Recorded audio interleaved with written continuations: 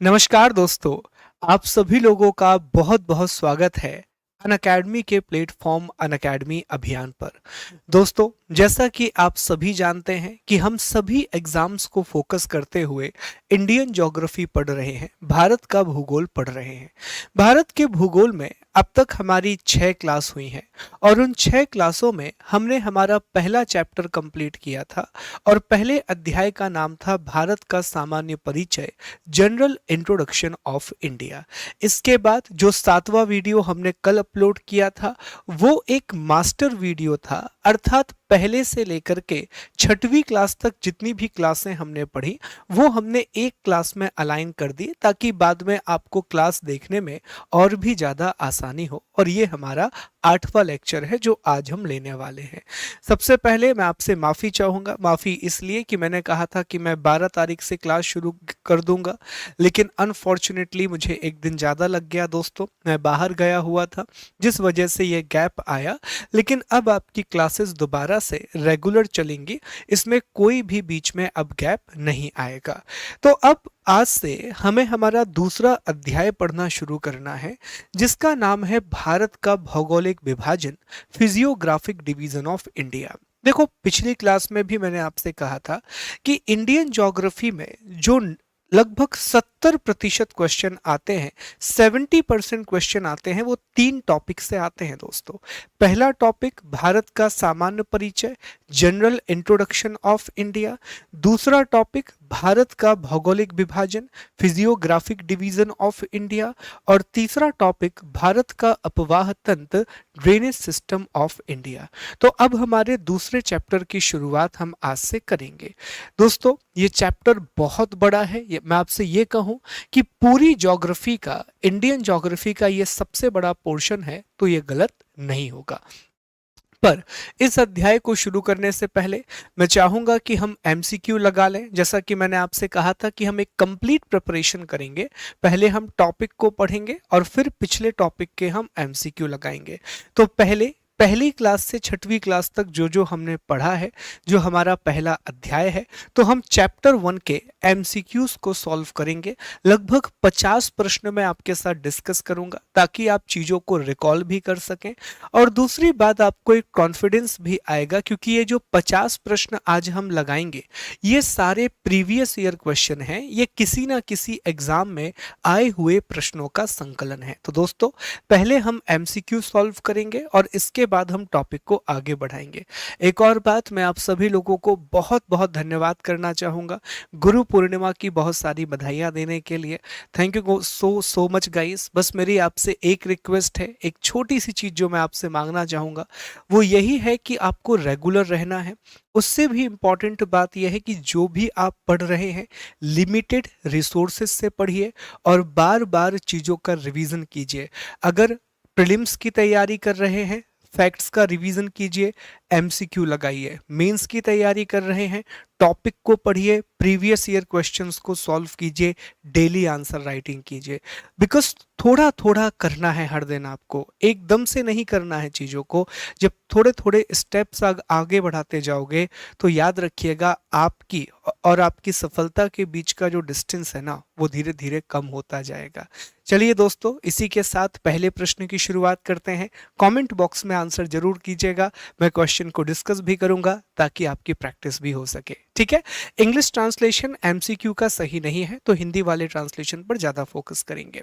चलिए, तो पहला प्रश्न ये रहा आपके सामने कि भौगोलिक क्षेत्र की दृष्टि से भारत के निम्न जिलों में से कौन सा जिला सबसे बड़ा है।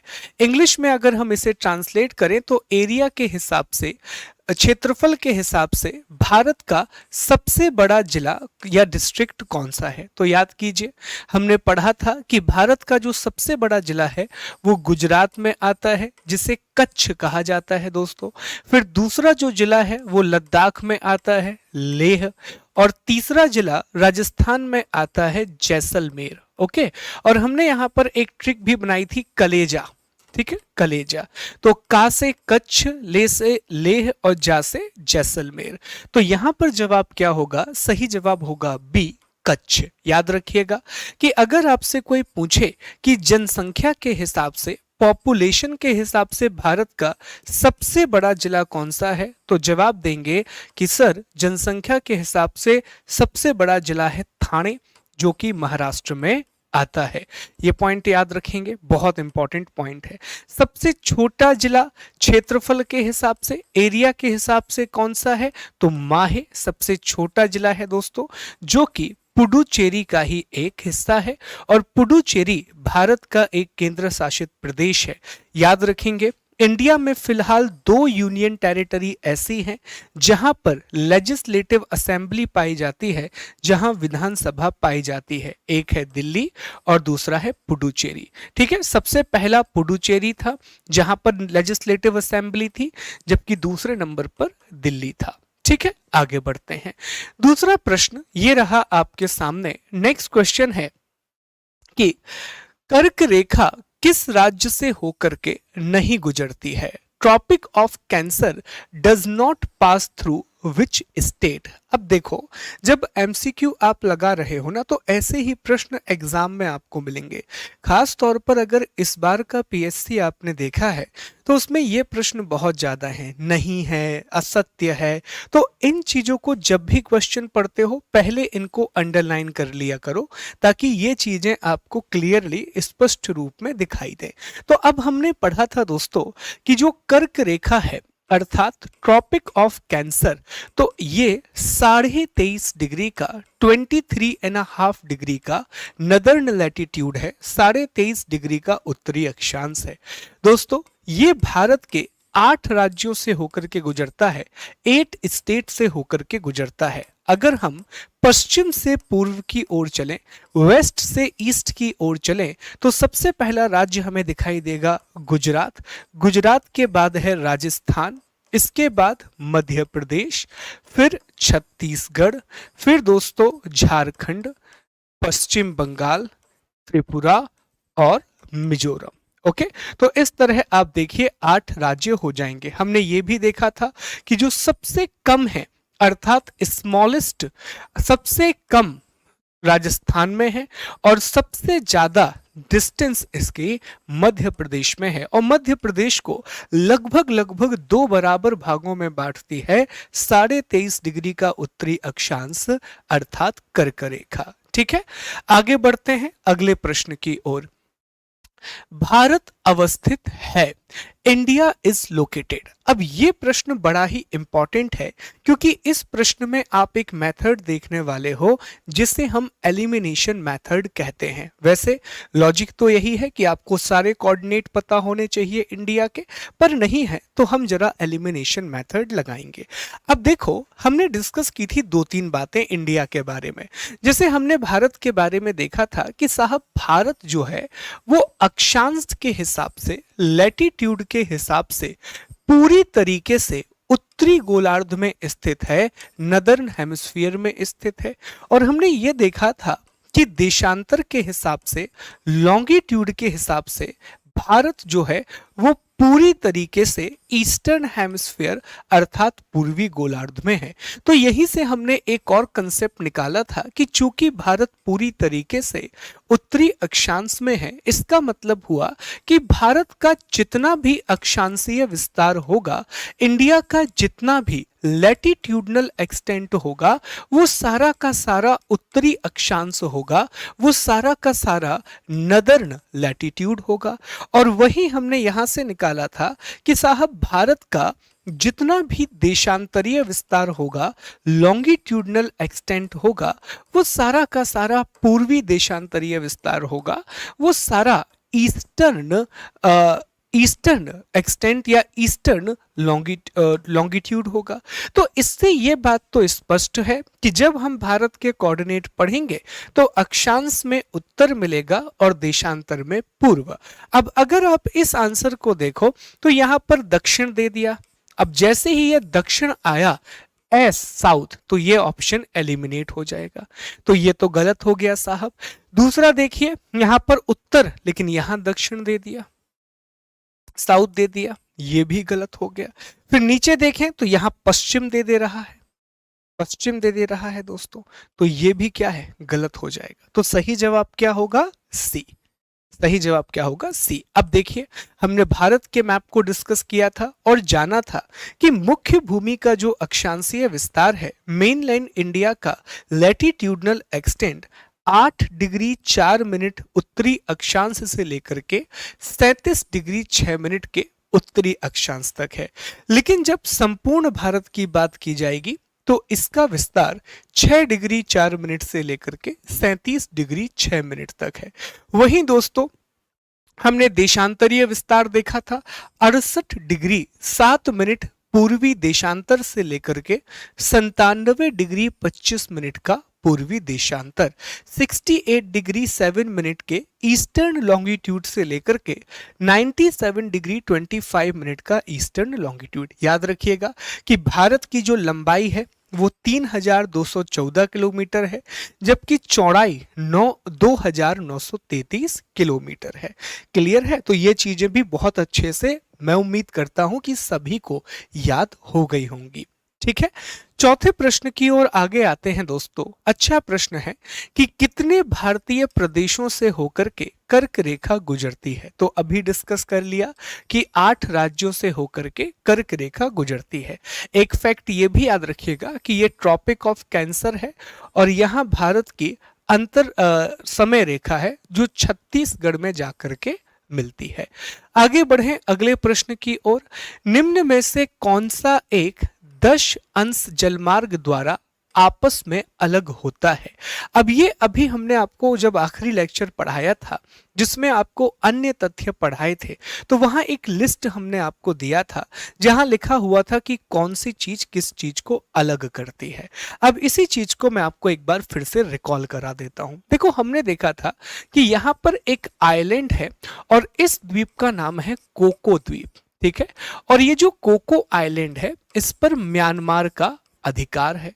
फिर जब हम आगे बढ़े तो नीचे हमने देखा कि यहां भारत का एक द्वीप है जिसे हम अंडमान के नाम से जानते हैं दोस्तों, अंडमान। और इसी का एक और हिस्सा है जिसे हम निकोबार के नाम से जानते हैं। ठीक है, अब निकोबार का ये जो आखिरी हिस्सा है, इस हिस्से को कहा जाता है ग्रेट निकोबार। क्या कहा जाता है? ग्रेट निकोबार कहा जाता है। और यहां से एक दूसरा देश शुरू होता है और उसका एक द्वीप है और इस द्वीप का नाम है सुमात्रा। और ये जो सुमात्रा आइलैंड है ये इंडोनेशिया का आइलैंड है। तो बीच में दोस्तों यहां पर कुछ चैनल है, चैनल मतलब एक प्रकार की जलसंधि। तो यहां पर जब आप देखेंगे तो यहां एक चैनल है जिसे कोको चैनल कहा जाता है। अब ये जो कोको चैनल है तो ये भारत और म्यांमार को अलग करती है, इंडिया और म्यांमार को अलग करती है। वहीं और डिटेल में पूछ ले तो ये अंडमान और कोको द्वीप को अलग करती है। ये नदर्न अंडमान है और ये कोको आइलैंड है दोस्तों। फिर यहाँ पर एक 10 डिग्री का चैनल है, एक 10 डिग्री का चैनल है। ये जो 10 डिग्री का चैनल है ये अंडमान को निकोबार से अलग करता है। और यहां दोस्तों यहां एक चैनल है जिसे ग्रेट चैनल कहा जाता है। और ये जो ग्रेट चैनल है ये इंडोनेशिया और भारत को अलग करता है। थोड़ा सा स्पेसिफिक होंगे तो हम बता पाएंगे कि इंडोनेशिया के सुमात्रा द्वीप को अंडमान निकोबार के ग्रेट निकोबार से अलग करता है। ग्रेट निकोबार वही जगह है जहां भारत का सबसे दक्षिणी बिंदु सदर्न मोस्ट पॉइंट है जिसका नाम दोस्तों इंदिरा पॉइंट, इसे पिग्मेलियन पॉइंट भी कहा जाता है। और यहीं से भारत का अक्षांशीय विस्तार शुरू होता है 6 डिग्री 4 मिनट का उत्तरी अक्षांश। ठीक है, तो इसका सही जवाब क्या होगा दोस्तों? ए इसका सही जवाब होगा। अंडमान एवं निकोबार को अलग अलग करता है। ठीक है, चलिए छठवें प्रश्न की ओर आगे बढ़ते हैं। उम्मीद करता हूं कि अब तक सारे प्रश्न आपसे बन रहे होंगे और बहुत अच्छे तरीके से आप चीजों को परफॉर्म कर रहे होंगे। ठीक है, चलिए आगे बढ़ते हैं। अगला प्रश्न है कि निम्न देशांतरों में से कौन सा भारत की प्रमाणिक मध्याह्न रेखा है? मतलब जितने भी यहाँ पर लॉन्गिट्यूड दिए गए हैं उन लॉन्गिट्यूड में से इंडिया का स्टैंडर्ड टाइमलाइन कौन सा है? तो बहुत आसान प्रश्न है। हमने पढ़ा हुआ था कि भारत की जो अक्षांश रेखा है, अगर ये हमारी पूरी पृथ्वी है, तो यहाँ एक 0 डिग्री का देशांतर है, और इसी 0 डिग्री के देशांतर को हम प्राइम मेरिडियन लाइन कहते हैं, या इसी को हम ग्रीनविच लाइन के नाम से भी जानते हैं। क्यों? क्योंकि साहब ये लंदन से गुजरती है, और लंदन में भी एक जगह है, एक लेबोरेटरी है ग्रीनविच, रॉयल वेधशाला ग्रीनविच, वहां से होकर के ये गुजरती है। अब हम जानते हैं कि भारत पूरी तरीके से पूर्वी गोलार्ध में है, ईस्टर्न हेमिस्फीयर में है, और यहां भारत की समय रेखा है। ठीक है, ओके। तो भारत की समय रेखा यहां पर है साहब, यहाँ। और भारत की जो समय रेखा है वो 82.5 डिग्री का, 82.5 डिग्री का ईस्टर्न लॉन्गिट्यूड है, 82.5 डिग्री का पूर्वी देशांतर है। अब यह भी याद रखिएगा कि 0 डिग्री अर्थात प्रधान मध्याह्न रेखा से भारत की जो समय रेखा है दोस्तों, वो 5.5 घंटे आगे है। इसीलिए हमेशा इस तरह भारत का टाइम लिखा जाता है +5:30 GMT, अर्थात ग्रीनविच मेरिडियन टाइम से 5.5 घंटे आगे चलता है भारत। कैसे? तो ये भी हमने निकाला था कि साहब 1 डिग्री अक्षांश की वैल्यू 4 मिनट होती है। तो इसी तरह जब आप 82.5 डिग्री अक्षांश की वैल्यू निकालेंगे तो ये 5.5 घंटे आएगी। तो ये सारी चीजें बहुत बेसिक बातें हैं जो आपको याद रखना है। 15 डिग्री अक्षांश में पूरा 1 घंटा आ जाएगा, देशांतर में 15 degree longitude will make 1 hour. ठीक है, चलिए, तो इसका सही जवाब क्या होगा? इसका सही जवाब होगा डी, 82.5 डिग्री का पूर्वी देशांतर, 82.5 डिग्री का ईस्टर्न लॉन्गिट्यूड। आगे बढ़ते हैं अगले प्रश्न की ओर। भारत की मानक समय रेखा कहां से नहीं गुजरती है? Standard time line of India कहां से पास नहीं होती है? तो पहले तो इस शब्द को अंडरलाइन कर लीजिए ताकि दिमाग में क्लियरिटी रहे कि क्या पूछा है। तो ये भी याद रखिए, हमने डिस्कस किया था कि भारत की जो 82.5 डिग्री का पूर्वी देशांतर है वो 5 राज्यों से होकर के गुजरता है, वो 5 स्टेट से होकर के गुजरता है। वो 5 राज्य कौन कौन से हैं? तो शुरुआत होती है उत्तर प्रदेश, उत्तर प्रदेश में खास तौर पर दोस्तों प्रयागराज, जहां पर नैनी, ठीक है, मिर्जापुर, ये सारी जगह। यूपी के बाद एंटर करती है मध्य प्रदेश, मध्य प्रदेश के बाद छत्तीसगढ़, छत्तीसगढ़ के बाद उड़ीसा, और उड़ीसा के बाद आंध्र प्रदेश। हमने ये भी देखा था कि छत्तीसगढ़ में ये ट्रॉपिक ऑफ कैंसर से मिलती है, अर्थात कर्क रेखा से इसकी मुलाकात होती है। तो सही जवाब क्या होगा कि साहब ये महाराष्ट्र से पास नहीं होती, बाकी इन तीनों राज्यों से ये गुजरती है। ठीक है, चलिए अगले प्रश्न की ओर आगे बढ़ें। अगला प्रश्न है कि निम्न में से कौन सा एक स्थान भारतीय मानक समय रेखा के सबसे निकट है? तो इसका जवाब आसान है, बचपन से हम पढ़ते आ रहे हैं कि मिर्जापुर के पास से ये रेखा होकर के गुजरती है। तो जवाब क्या होगा? मिर्जापुर। आगे बढ़ते हैं साहब, अगला प्रश्न, भारत की समय रेखा के सबसे निकट कौन सा नगर है? तो इलाहाबाद, जिसका नाम अब प्रयागराज है, इलाहाबाद नैनी के होकर के गुजरती है। तो इसका जवाब क्या होगा? डी, इलाहाबाद। अगला प्रश्न देखते हैं। अगला प्रश्न है कि भारतीय समय रेखा और ग्रीनविच समय के बीच में कितना अंतर पाया जाता है? What is the difference between Indian standard time and the Greenwich time? तो ये भी हमने अभी आपको बताया कि यार ये 0 डिग्री की लाइन है और यहाँ भारत की 82.5 डिग्री का स्टैंडर्ड टाइम लाइन है, और दोनों के बीच में जो डिफरेंस है वो 5.5 घंटे का है। और इसका लॉजिक भी हमने आपको समझाया। कैलकुलेट कीजिएगा कि 15 डिग्री मतलब 1 डिग्री में 4 मिनट होते हैं, 15 डिग्री में 60 मिनट होते हैं। तो 82.5 डिग्री में आप निकालेंगे तो लगभग लगभग आपको 5.5 घंटे के आसपास का समय मिल जाएगा दोस्तों। आगे बढ़ते हैं, तो इसका जवाब क्या होगा? अब देखो प्लस और माइनस में कंफ्यूज नहीं होइएगा, क्योंकि यहां पर पूर्व में समय पहले आता है, सूरज पहले आता है, तो ये समय हमेशा प्लस में रहेगा और पश्चिम वाला समय हमेशा माइनस में रहेगा। इसका मतलब समझिए, मतलब ये हुआ ना दोस्तों कि जब हमारा देश पूर्व में है तो भारत में पहले सुबह होगी, फिर ब्रिटेन में सुबह होगी और फिर अमेरिका में सुबह होगी। इसका मतलब भारत या फिर पूर्वी देशों का समय आगे चलता है, इसीलिए ये प्लस में आता है, जबकि पश्चिमी देशों का जो समय है, वेस्टर्न कंट्रीज का जो टाइम है, वो हमेशा माइनस में दिखाई देता है। ठीक है, चलिए अगले प्रश्न की ओर आगे बढ़ते हैं। अगला प्रश्न है 9 डिग्री चैनल अवस्थित है, 9 डिग्री चैनल कहां पर लोकेटेड है? तो इस बात को भी जरा ध्यान से समझिए। ठीक है, ये देखिए, ये यहां मैं डायग्राम बना देता हूं। ये देखो, भारत का एक द्वीप है लक्षद्वीप। लक्षद्वीप जानते हैं कि क्षेत्रफल के हिसाब से सबसे छोटी यूनियन टेरिटरी है। इसी का एक हिस्सा है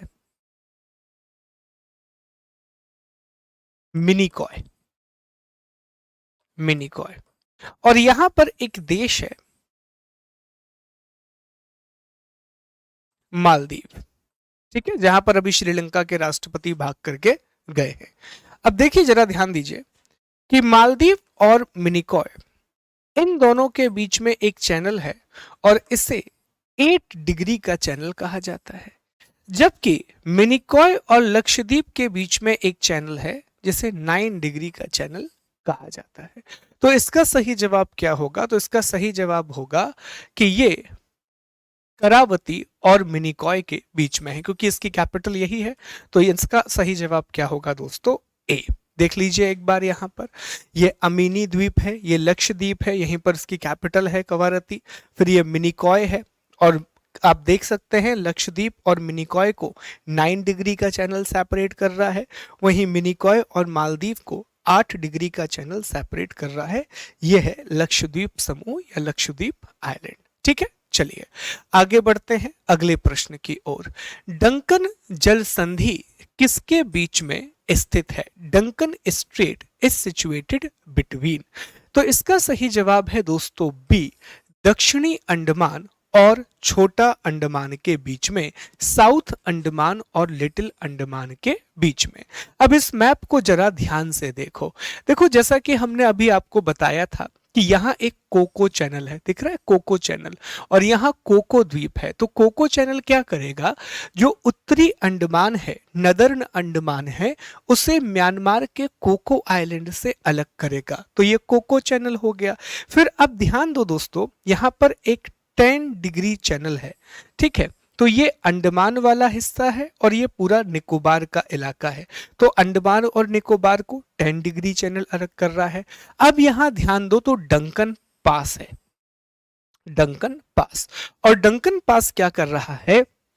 तो ये लिटिल अंडमान और साउथ अंडमान को अलग कर रहा है। ये पूरा हिस्सा दक्षिणी अंडमान, साउथ अंडमान कहलाता है, और इसी के अंदर एक द्वीप आता है रटलैंड आइलैंड, पर वो उतना नहीं हमको पढ़ना है, बस इतना याद रखें कि ये दक्षिण अंडमान और लिटिल अंडमान को अलग करता है डंकन पास। ठीक है, दैट इज इंपॉर्टेंट। ये देखिए हैवलॉक, नील, इन सब के नाम बदल दिए गए हैं। यहाँ पर कैपिटल भी दिखाई देगी पोर्ट ब्लेयर, वो हम लेटर ऑन डिस्कस करेंगे। फिलहाल इतना याद रखिए कि ये डंकन पास है जो लिटिल अंडमान और साउथ अंडमान को अलग करेगा। ठीक है, चलिए अगले प्रश्न की ओर आगे बढ़ते हैं। अगला प्रश्न है दोस्तों कि गुजरात के सबसे पश्चिमी गांव और अरुणाचल प्रदेश के सबसे पूर्वी छोर पर स्थित में कितने घंटे का अंतराल है? तो इसके लिए दोबारा से आपको भारत के मैप पर आना पड़ेगा। अब हमने यहां डिस्कस किया था कि यहां पर गुजरात का सबसे मतलब भारत का सबसे पश्चिमी इलाका है, western most point of India है, और इसका नाम क्या है दोस्तों? गुहार मोती, जो कि गुजरात में आता है। और यहां दोस्तों भारत का सबसे पूर्वी इलाका है जिसका नाम है किबिथु, और ये अरुणाचल प्रदेश में आता है। अब इन दोनों के बीच का देशांतरीय विस्तार अगर आप देखें तो किबिथु 97 डिग्री के आसपास है और जो गौहर मोती है वो 68 डिग्री के आसपास है। तो अगर इनको आप घटाते हैं तो 7 को 17 मान लीजिए, 17 में से 8 को घटा देंगे तो साहब 9 आपको मिलेगा। यहाँ पर फिर आप देखेंगे कि 9 में से जब आप 7 को घटाएंगे तो 2, तो 29 डिग्री आता है। अब हम ये भी जानते हैं कि 1 डिग्री में 4 मिनट होते हैं, तो 29 डिग्री में कितने मिनट होंगे? तो इसको गुणा कर देते हैं 4 से, 9 चौको 36, यहाँ पर 3 आ गया, 4 दूनी 8, 9 10 11, 116 मिनट। तो 2 घंटे में सिर्फ 4 मिनट कम है, तो हम इसको अप्रोक्सीमेटली कह सकते हैं कि ये 2 घंटे है, अप्रोक्स एग्जैक्टली 116 मिनट, और जब इसको प्लस माइनस करोगे तो 117 मिनट के आसपास आएगा, पर हम राउंड फिगर में इसे 2 घंटे का अंतर मानते हैं। तो सही जवाब क्या होगा कि 2 घंटे का अंतर है, अर्थात बी इसका सही जवाब होगा। उम्मीद करता हूं ये चीजों के कंसेप्ट बड़े क्लियर होंगे, क्योंकि हमने प्रीवियस जब हमने क्लासेस को कंप्लीट किया था तो बहुत अच्छे से इन छोटे छोटे टॉपिक को डिस्कस किया था हमने। ठीक है दोस्तों, आगे बढ़ते हैं, 14वें प्रश्न की ओर आगे आते हैं। प्रश्न है कि भारत में निम्न में से किस राज्य में सबसे पहले सूरज दिखाई देगा? तो बट नेचुरल सी बात है कि सबसे ज्यादा पूर्व में, सबसे ज्यादा ईस्ट में अरुणाचल प्रदेश है, तो सबसे पहले सूरज भी अरुणाचल प्रदेश में ही दिखाई देगा। ठीक, अगले प्रश्न की ओर आगे बढ़े। अगला प्रश्न है कि भारत का सबसे दक्षिणी बिंदु कौन सा है?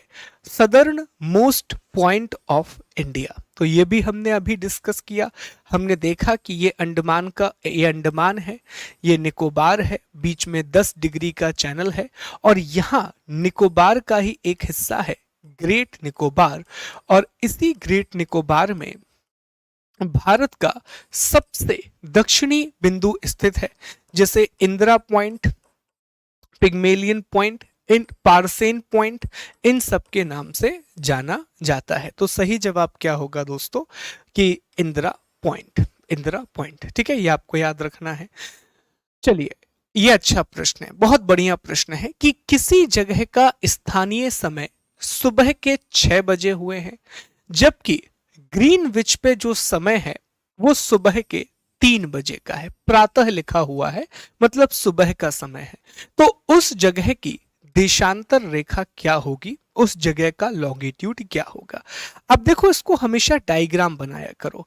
यहां पर आपने ये डायग्राम बना लिया, वो कह रहा है कि साहब एक लाइन है जहां पर सुबह के 3 बजे हुए हैं, और एक दूसरी लाइन है, पहले यहां लिख लो, जहां सुबह के 6 बजे हुए हैं। अब पहला दिमाग यहां पर ये लगाया करो कि ये जो 6 बजे वाला समय है, इससे ज्यादा है या इससे कम है? तो आपको ये समझ में आएगा कि ये टाइम ज्यादा है, और अगर ये समय ज्यादा है, इसका ये मतलब हुआ कि ये इलाका पूर्व में होगा, ये इलाका ईस्ट में होगा। क्योंकि अगर हमने देखा है कि जब आप पूर्व की तरफ जाते हैं ग्रीनविच रेखा से, जब आप ईस्ट की तरफ जाते हैं ग्रीनविच लाइन से, तो समय हमेशा बढ़ता है। जब आप पश्चिम की तरफ आते हैं, वेस्ट की तरफ आते हैं, तो समय कम होता है। तो देखिए साहब, यहां आप गए तो यहां आप एक लाइन लगा दो, और उस लाइन में सिर्फ आप 6 AM लिख दो। अब हमें ये तो पता पड़ गया कि ये इलाका पूर्व में है, तो पहले यहां पे चीजों को एलिमिनेट कर दो। ये पश्चिम वाला उत्तर गलत हो जाएगा, और ये पश्चिम वाला उत्तर गलत हो जाएगा। अब 2 ऑप्शन हमारे पास है, एक 45 डिग्री ईस्ट हो सकता है, और एक 120 डिग्री ईस्ट हो सकता है। तो चलिए इसको कैलकुलेट करते हैं, कितने घंटे का अंतर है? तो आप कहेंगे सर 3 घंटे का अंतर है। तो इसको जरा आप मिनट में कन्वर्ट कर दीजिए, तो ये 180 मिनट होगा। अब हम यहां पर यह भी जानते हैं दोस्तों कि 4 मिनट में 1 डिग्री होता है, तो 180 मिनट में कितना होगा? तो 1/4 गुणा 180 कितना आ जाएगा? कैलकुलेट कर लेते हैं। 4 चौको 16, 2 और 0, 4 पंचे 20, 45 डिग्री। और ये हम ऑलरेडी जानते हैं कि ये पूर्व में है, तो सही जवाब क्या होगा? 45 डिग्री ईस्ट। क्लियर है? कैलकुलेशन आसान होती है अगर आपके कंसेप्ट क्लियर हैं। जब आपने पहला चीज यहीं पर देखना है कि समय ज्यादा है इसका मतलब ये ईस्ट में है, ये चीज आपको बेसिक कैलकुलेशन करना होगा। ठीक है, चलिए अगले प्रश्न की ओर आगे बढ़ते हैं। अगला प्रश्न है कि निम्न में से कौन सा स्थान भारत का ग्रीनविच कहा जाता है? Which of the following place is known as the Greenwich of India? तो इसका सही जवाब है दोस्तों उज्जैन। उज्जैन इसलिए कि इसे पृथ्वी का केंद्र माना जाता है। ठीक है, यहां पर टाइम की कैलकुलेशन शुरुआत से होती रही है दोस्तों, तो इसे भारत का ग्रीनविच माना जाता है। ठीक है, आगे बढ़ते हैं अगले प्रश्न की ओर। अगला प्रश्न है कि रेड क्लिफ लाइन किन दो देशों के बीच स्थित है? रेड क्लिफ लाइन जो है वो किन दो कंट्रीज के बीच में बाउंड्रीज को बनाती है? तो हमने ये बहुत अच्छे से देखा था कि भारत तीन चार देश हैं जो आसपास दिखाई देंगे आपको। सबसे पहले रेड क्लिफ लाइन, तो जो रेड क्लिफ लाइन है वो इंडिया और पाकिस्तान के बीच में है दोस्तों। फिर मैकमोहन रेखा, और मैकमोहन जो रेखा है वो इंडिया और चाइना के बीच में है। फिर आती है डंकन लाइन। ठीक है, तो डंकन रेखा जो है, ठीक है, वो आपको इंडिया और अफगानिस्तान के बीच में दिखाई देगी। क्लियर। इसके अलावा हमने ये भी देखा था कि भारत में दो सीज फायर लाइन भी है, दो युद्ध विराम रेखा भी है। एक है LAC, line of actual control, जो कि इंडिया और चाइना के बीच में है, और दूसरा है LOC, लाइन ऑफ कंट्रोल, जो इंडिया और पाकिस्तान के बीच में है। तो ये चीजें आपको याद रखनी है, बहुत बेसिक बेसिक चीजें हैं जो आप याद रखेंगे। ठीक है, तो सही जवाब क्या होगा? सी, भारत और पाकिस्तान। मुझे जल्दी से कमेंट करके बताओ दोस्तों कि अमेरिका और कनाडा के बीच में कौन सी रेखा है, और दक्षिण कोरिया और उत्तर कोरिया के बीच में कौन सी रेखा है? हमने बहुत अच्छे से डिस्कस किया था कि देशों के बीच में कौन सी बाउंड्री है।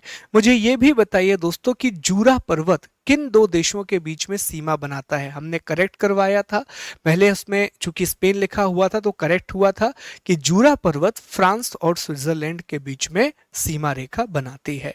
चलिए आगे बढ़ते हैं अगले प्रश्न की ओर।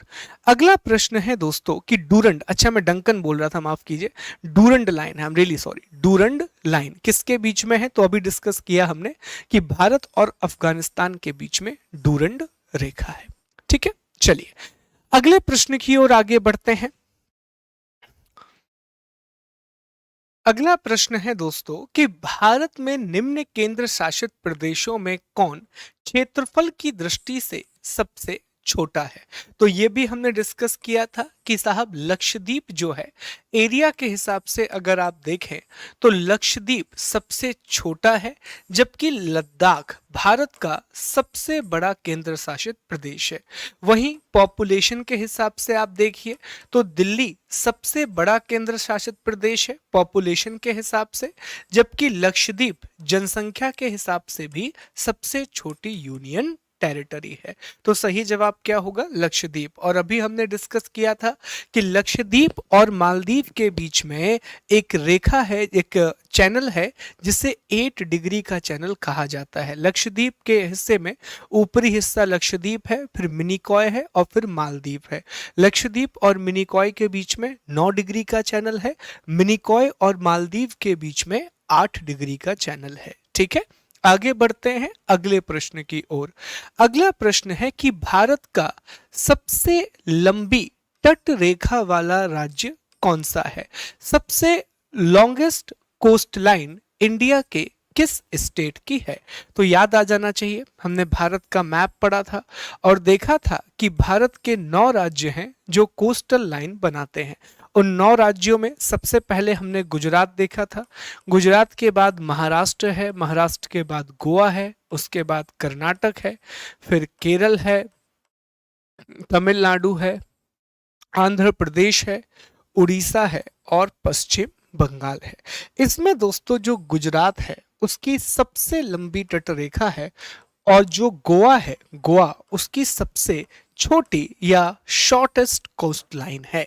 तो सही जवाब क्या होगा? बी, गुजरात। ठीक है, ये भी याद रखिएगा, ऑल्दो मैं आपको अगले टॉपिक पे पढ़ाने वाला हूं कि यहाँ पर कुछ कोस्ट हैं, जैसे जो केरल वाला तट है उसे मालाबार तट कहा जाता है, जबकि दोस्तों जो तमिलनाडु वाला इलाका है उसे कोरोमंडल तट के नाम से जाना जाता है। इसको हम पढ़ेंगे, इसके डिवीजन को समझेंगे कि ये नदर्न सरकार क्या है, यहाँ पर ये कोंकण तट क्या होता है, इन सबको हम डिस्कस करेंगे। अभी बस बेसिक इतना याद रखें कि जो तमिलनाडु वाला इलाका है, तो काफी बड़ा नाम है तमिलनाडु, तो उसी हिसाब से कोरोमंडल, ठीक है, तो कोरोमंडल है। और यहाँ पर केरल में मालाबार वाला इलाका दिखाई देगा, यहीं पर मानसून सबसे पहले हिट करता है। तो प्रश्न पूछा था एक बार उसने कि कौन से तट पे मानसून सबसे पहले आता है, तो मालाबार कोस्ट पे सबसे पहले मानसून हिट करेगा मेनलैंड इंडिया में। ठीक है, आगे बढ़ते हैं अगले प्रश्न की ओर। अगला प्रश्न है कि वर्ष 1953 में जब आंध्र प्रदेश एक अलग राज्य बना तब उसकी राजधानी कौन थी? मतलब 1953 में जब आंध्र प्रदेश को भाषा के आधार पर भारत का पहला राज्य बनाया गया, तमिलनाडु से अलग करके, अर्थात उस समय के मद्रास से अलग करके, तो तब आंध्र प्रदेश की राजधानी कुर्नूल थी। ये चीज आपको याद रखना है। बाद में आंध्र प्रदेश की राजधानी हैदराबाद बनी। फिर हम जानते हैं कि 2014 में आंध्र प्रदेश दो राज्यों में बट गया, आंध्र प्रदेश और तेलंगाना। और अब आंध्र प्रदेश की राजधानी अमरावती बनेगी, जबकि तेलंगाना की राजधानी हैदराबाद बनेगी। हैदराबाद जिसका पुराना नाम बागनगर था, और उसके नाम को बदलने की चर्चा हो रही है। ठीक है, आगे बढ़ते हैं। देखिए लिखा हुआ है 1 अक्टूबर 1953 को आंध्र ने करनूल को अपनी राजधानी बनाया। 1 नवंबर 1956 को आंध्र प्रदेश का विलय हैदराबाद राज्य के तेलंगाना से कर दिया गया और हैदराबाद आंध्र प्रदेश की नई राजधानी बनी। अगला प्रश्न है कि छत्तीसगढ़ की सीमा उभयनिष्ठ नहीं है, मतलब छत्तीसगढ़ की जो बाउंड्री है वो कौन से स्टेट को टच नहीं करती है? बहुत अच्छा प्रश्न है दोस्तों, ध्यान से देखिए। तो इसका सही जवाब आपको देखने मिलेगा कि महाराष्ट्र से छत्तीसगढ़ की सीमा टच नहीं होती है। अब यहाँ पर मैप आपको याद होना, माफ कीजिए, महाराष्ट्र से टच होती है Bihar, I am really sorry दोस्तों, बिहार से सीमा टच नहीं होती है। ठीक है, यहीं पर हमने मैप वर्क किया था, तो मैप वर्क बहुत इंपॉर्टेंट इसीलिए हो जाता है। तो देखो हमने देखा था कि छत्तीसगढ़ की सीमा यूपी को टच कर रही है, झारखंड को टच कर रही है, उड़ीसा को टच कर रही है, तेलंगाना, आंध्र प्रदेश, फिर यहाँ पर महाराष्ट्र और मध्य प्रदेश, 7 राज्यों से जुड़ी हुई है छत्तीसगढ़ की सीमा। और छत्तीसगढ़ एक लैंडलॉक स्टेट है। हमने ये भी देखा था कि भारत में 5 राज्य ऐसे हैं जो पूरी तरीके से स्थलबद्ध हैं। इसका मतलब ना तो वो अंतरराष्ट्रीय सीमा बनाते हैं और ना ही वो कोस्टल बाउंड्रीज बनाते हैं। उसमें हरियाणा का नाम आया था, मध्य प्रदेश शामिल था, झारखंड शामिल था, छत्तीसगढ़ शामिल था और तेलंगाना शामिल था। तो बिहार के साथ छत्तीसगढ़ अपनी सीमा नहीं बनाता है। बार बार मैप को देखिए मुझे भी कंफ्यूजन हो गया, तो उम्मीद तो फिर मैं ही करता हूं कि आपने भी अगर मैप को बहुत अच्छे से नहीं देखा ना तो ये कंफ्यूजन बेसिक से हो जाते हैं। ठीक है, तो इसीलिए बार बार मैप को देखते रहना चाहिए हर एक स्टेट के। ओके, आगे बढ़ते हैं अगले प्रश्न की ओर। भारत का कौन सा राज्य अधिकतम राज्य की सीमाओं को छूता है? तो ये तो हमने डिस्कस किया था कि साहब जो उत्तर प्रदेश है वो 8 राज्यों की सीमा और साथ ही साथ में दिल्ली केंद्र शासित प्रदेश को टच करता है, और ये भारत में सबसे ज्यादा सीमाओं को टच करता है। मुझे उत्तर प्रदेश के उस जिले का नाम बताइए जो 4 राज्यों की सीमाओं से जुड़ा हुआ है, ये भी हमने डिस्कस किया था। फिलहाल इस टॉपिक को मैप में देखिए, ये यूपी है, तो यूपी की सीमा यहाँ देखिए उत्तराखंड में जुड़ी हुई है, फिर बिहार दिखाई देगा, झारखंड दिखाई देगा, छत्तीसगढ़ दिखाई देगा दोस्तों, मध्य प्रदेश शामिल है, यहाँ राजस्थान शामिल है, यहाँ पर दोस्तों हरियाणा शामिल है, और ये हिमाचल प्रदेश है, और ये केंद्र शासित प्रदेश है दिल्ली। तो कुल 8 राज्य हैं जिनसे उत्तर प्रदेश अपनी सीमा को साझा करता है। यूपी सबसे ज्यादा जनसंख्या वाला राज्य भी है और क्षेत्रफल के हिसाब से भारत का चौथा बड़ा राज्य है एरिया के हिसाब से। ठीक है, जानते हैं सबसे बड़ा राज्य राजस्थान है, उसके बाद मध्य प्रदेश है, फिर महाराष्ट्र है और फिर उत्तर प्रदेश है। तो ये क्षेत्रफल के हिसाब से भारत के सबसे बड़े राज्य हैं, इंडिया के सबसे बड़े स्टेट हैं। अगले प्रश्न की ओर आगे बढ़ते हैं दोस्तों। अगला प्रश्न है, हाँ, अच्छा प्रश्न है ये। निम्न प्रमुख भारतीय नगरों में से कौन सा एक सबसे अधिक पूर्व की ओर स्थित है? अब ऐसे प्रश्न जब आते हैं, इसीलिए मैं कह रहा हूं कि मैप को देखो। हर एक भारत के मैप बिल्कुल आंख बंद करके रट लो कि वहां पर राजधानी किस ओर है, कहां पर दिखाई गई है, कैपिटल बाउंड्री कहां कहां से शेयर हो रही हैं। ये सारी बातें दिमाग में जब क्रिस्टल क्लियर होंगी तो बहुत से प्रश्न मानचित्र आधारित ही होते हैं, मैप बेस्ड क्वेश्चन जरूर आते हैं। ठीक है, अब यहां पर अच्छा प्रश्न पूछा गया कि सबसे पूर्व में, सबसे ईस्ट में कौन सी राजधानी है? हैदराबाद है कि भोपाल है कि लखनऊ है कि बैंगलोर है? अब देखो, बैंगलोर और हैदराबाद बड़े बैंगलोर तो स्पेशली क्लियर हो जाता है कि बैंगलोर इस साइड है, और अगर आप एमपी से हो तो भोपाल भी आपको क्लियर हो जाएगा, लेकिन बैंगलोर तो आप एलिमिनेट कर सकते हैं। बाकी तीन तो आपको देखना पड़ेगा। तो एक बार ध्यान से देखो, देखो ये बैंगलोर है, तो ये जैसा मैंने आपसे कहा ये एलिमिनेट हो जाएगा। फिर ये हैदराबाद है, ये भोपाल है, और ये लखनऊ है। अब आप इस पर रेखा बनाएंगे तो ये लखनऊ है, भोपाल, ये हैदराबाद है, ये भोपाल है, और ये बेंगलुरु है। तो सबसे ज्यादा पूर्व में कौन सा है? सबसे ज्यादा पूर्व में लखनऊ दिखाई देगा। तो इसका सही जवाब क्या होगा दोस्तों? जवाब होगा सी, लखनऊ, जो सबसे पूर्व में। तो राजधानियां पता होनी चाहिए। बहुत से जो लोग हैं जो तैयारी शुरू करते हैं, तो पहला फेज में दोस्तों ये चीज बहुत अच्छे से प्रिपेयर करो, जो लोग फ्रेशर हैं, कि राज्यों के नाम और उनकी राजधानियां, यूनियन टेरिटरी और उनकी कैपिटल, ये सारी चीजें आपको पता होनी चाहिए। दमन दीव नागर नगर, दादर नगर हवेली की जो कैपिटल है वो सिलवासा है। ठीक है, तो ये बेसिक बेसिक बातें याद रखिए। बड़ा ही महत्वपूर्ण प्रश्न यहां से बनते हैं दोस्तों। अगले टॉपिक पर, अगले प्रश्न पर आते हैं। बहुत अच्छा प्रश्न है, बहुत ही अच्छा। राष्ट्रीय राजधानी क्षेत्र में शामिल नहीं है। National capital region does not include. Very very good question. देखो, दिल्ली में एक व्यवस्था की गई है कि एक तो दिल्ली की सीमाएं हैं, छोटा सा इलाका है दिल्ली का, जानते हैं भारत की राजधानी है, साथ ही साथ में अर्ध राज्य भी है क्योंकि वहां पर लेजिस्लेटिव असेंबली है। लेकिन दिल्ली के आसपास के जो इलाके हैं उन्हें जोड़ा गया है एनसीआर के रूप में, ताकि वहां आवागमन आसान हो सके और सुविधाओं का विस्तार दिया जा सके। तो दोस्तों जो एनसीआर है, एनसीआर में दिल्ली के अलावा 3 राज्य और शामिल हैं। राजस्थान का इलाका शामिल है, देखिए राजस्थान वाला इलाका दिखाई देगा। ठीक है, उत्तर प्रदेश का इलाका शामिल है और हरियाणा का इलाका शामिल है। ये 3 राज्य हैं जो एनसीआर के साथ, एनसीआर के अंदर आते हैं, पूरे नहीं आते हैं। इन राज्यों के कुछ जिले, जैसे राजस्थान के 2 जिले हैं, अलवर और भरतपुर। हरियाणा के आप देखिए तो 13 जिले हैं साहब, फरीदाबाद हो गया, गुड़गांव हो गया, और आप जानते हैं कि गुड़गांव और फरीदाबाद ये बहुत सेंटर हैं दोस्तों। ठीक है, गुड़गांव, फरीदाबाद, जिन्हें गुरुग्राम के नाम से जाना जाता है।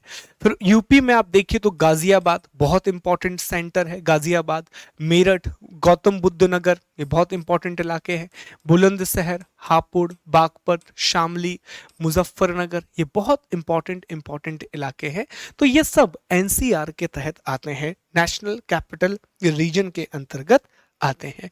तो ये ना प्रश्न बहुत अच्छा है और पूछा जा सकता है। तो याद रखिएगा कि एनसीआर में 3 राज्य के कुछ जिले शामिल किए गए हैं, राजस्थान, यूपी और हरियाणा। ठीक है, अब यहीं से एक बात और दिमाग में प्रिपेयर करो। आपके दिमाग में आ रहा होगा, सर ये प्रश्न तो आपने पढ़ाया ही नहीं, तो ये चीज कैसे आ गई? तो मैं दोबारा से आपसे बता दूं कि जितने भी एमसीक्यू हम यहाँ पर सॉल्व करेंगे वो भी हम 80 और 20 के रेशो में सॉल्व करेंगे।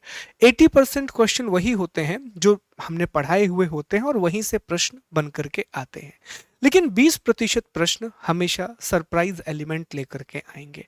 और एग्जाम में मैं हमेशा आपसे कहता हूं कि सिलेक्शन जो है वो ये 20 क्वेश्चन दिला के नहीं जाएंगे, सिलेक्शन वो 80 प्रश्न दिला करके जाएंगे। इसीलिए जो चीज आप पढ़ रहे हो ना, उस पर कमांड बनाना, जितना पढ़ा है वो बहुत सॉलिड होना चाहिए, और जो 80 प्रश्न जो आपने पढ़े हुए हैं उसमें से एक भी प्रश्न गलत नहीं होना चाहिए। 20 बन गए तो बन गए, नहीं बने तो नहीं बने, अगर 80 भी बना दिए तो आपका सिलेक्शन पक्का है दोस्तों। ठीक है, चलिए आगे बढ़ते हैं अगले प्रश्न की ओर। बड़ा अच्छा प्रश्न है क्योंकि हाल ही में ये चर्चा में भी आई है जगह, सारनाथ। सारनाथ कहां पर स्थित है? तो उत्तर प्रदेश में है सारनाथ। यहीं पर स्तंभ पाया गया था, भारत का राष्ट्रीय प्रतीक। ठीक है, तो सारनाथ जो है वो यूपी में है, जहां पर पहली बार भगवान बुद्ध ने अपना प्रवचन दिया था। तो याद रखिएगा कि सारनाथ उत्तर प्रदेश के वाराणसी के पास स्थित है। इसी स्थान पर गौतम बुद्ध ने 5 ब्राह्मणों को अपना पहला उपदेश दिया था, जिसे धर्म चक्र प्रवर्तन के नाम से जाना जाता है। सारनाथ को ऋषि पतनम या मृगदाव के नाम से भी जाना जाता है। सारनाथ में मौर्य सम्राट अशोक ने ईंटों से 128 फीट ऊंचे धर्मराजिक बौद्ध स्तूप का निर्माण करवाया था। भारत का राष्ट्रीय चिन्ह सारनाथ स्थित अशोक के सह स्तंभ की शीर्ष अनुकृति है।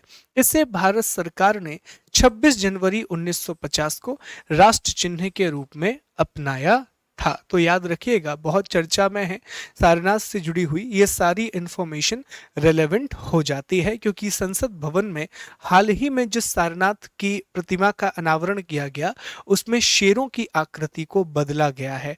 मुझे कमेंट करके ये भी बताइए या पता करके बताइए कि जो हाल ही में संसद में प्रतिमा बनाई गई उसके मूर्तिकार कौन हैं? ये प्रश्न भी बन सकता है। ठीक है, आगे बढ़ते हैं अगले प्रश्न की ओर। अगला प्रश्न है कि झारखंड राज्य की राजधानी निम्नलिखित में से कौन सी है? What is the capital of Jharkhand? पढ़ा था हमने कि झारखंड की राजधानी रांची है। झारखंड भी एक लैंडलॉक स्टेट है। इसके अलावा झारखंड से कर्क रेखा होकर के गुजरती है। ट्रॉपिक ऑफ कैंसर यहां से पास होती है। अगला प्रश्न है दोस्तों कि चेरापूंजी कहां पर स्थित है? Cherrapunji is located. तो चेरापूंजी दोस्तों मेघालय में स्थित है। मेघालय में 2 सबसे ज्यादा बारिश वाले स्थान हैं, एक चेरापूंजी और माशिनराम। जहां पर सबसे ज्यादा बारिश होती है माशिनराम, और चेरापूंजी में भी लगभग लगभग उतनी ही, बस थोड़ी बहुत कम बारिश होती है। तो दुनिया के सबसे ज्यादा बारिश वाले स्थान माशिनराम और चेरापूंजी कहलाते हैं। ओके, आगे बढ़ते हैं। माशिनराम से पहले विश्व में सर्वाधिक वर्षा वाला स्थान था। ठीक है, ये इंपॉर्टेंट नहीं है। आगे देखिए, भारत का क्षेत्रफल संसार के 2.42% क्षेत्र पर है और यहाँ कितनी आबादी रहती है? तो बहुत डिटेल में हमने डिस्कस किया था कि इंडिया का जो क्षेत्रफल है वो पूरी दुनिया का 2.4% है, लेकिन यहाँ पूरी दुनिया की 17.5% आबादी पाई जाती है। वहीं दुनिया का जो 18% पशुधन है वो भी भारत में पाया जाता है और ये पॉपुलेशन लगातार इंक्रीज हो रही है। यही कारण है कि भारत में संसाधन की समस्याएं देखने के लिए मिलती हैं। अनएम्प्लॉयमेंट जैसे इश्यूज बहुत ज़्यादा निकल करके आते हैं because we have the huge population और उतने ज़्यादा रिसोर्सेज भारत में नहीं है दोस्तों। ठीक है, इसीलिए भारत के लिए बहुत ज़रूरी हो जाता है कि जितने संसाधन हमारे पास उपलब्ध हैं उनका हम एफिशिएंट इस्तेमाल करें या बहुत अच्छे तरीके से उनका उपयोग करें ताकि मैक्सिमम लोगों की जरूरतों को पूरा किया जा सके, एनवायरनमेंट को ध्यान में रखते हुए। ओके, आगे बढ़ते हैं अगले प्रश्न की ओर। तो उसका सही जवाब होगा बी, संपूर्ण मानव जाति का 17% जनसंख्या। जल्दी से कमेंट करके बताएं कि वर्ल्ड पॉपुलेशन डे, विश्व जनसंख्या दिवस हमने हाल ही में बनाया है, एक तो कब मनाया है और उसका थीम क्या रहा। चलिए आगे बढ़ते हैं अगले प्रश्न की ओर। अगला प्रश्न है कि भारत के कुल भूभाग का कितने प्रतिशत क्षेत्र राजस्थान में स्थित है? कितना इलाका राजस्थान में है? तो इसका सही जवाब होगा 10.4% इलाका। राजस्थान भारत का सबसे बड़ा राज्य है दोस्तों और भारत का 10.4% जो इलाका है वो राजस्थान में है। मतलब भारत का कुल क्षेत्रफल जो है 32,87,263 वर्ग किलोमीटर, इसका 10.4% इलाका। ठीक है, चलिए आगे बढ़ते हैं अगले प्रश्न की ओर। अगला प्रश्न है कि निम्नलिखित कथनों में से भारत के बारे में सही है उस कथन का या सही चीज का चयन करना है, करेक्ट आंसर को सिलेक्ट करना है।